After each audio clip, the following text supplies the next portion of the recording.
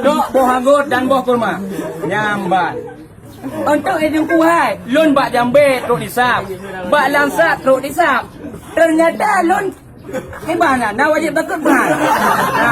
Ternyata hana wajib takut. Yang wajib takut dok buah kurma dan buah anggur. Nyamban. Dan bermula maksud dengan dua ini dua buah-buahan itu buah kurma kering dan anggur kering. Ya, ternyata kan manusia mantang ya nak basah. Buah kurma juga nak basah.